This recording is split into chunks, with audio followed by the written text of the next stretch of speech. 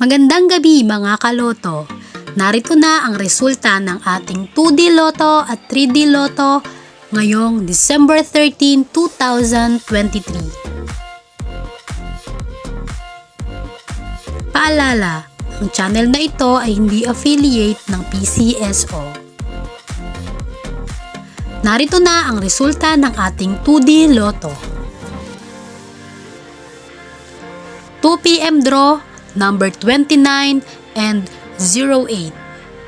At alas 5 ng hapon ay number 13 at number 16. At ngayong alas 9 ng gabi, nanalo ang number 06 and number 16. At ngayong December 13, 2023, ang resulta naman ng ating 3D Lotto ay 2 PM draw 014, 5 PM draw 201, at ngayong 9 PM draw ay 353. Congratulations sa mga nanalo.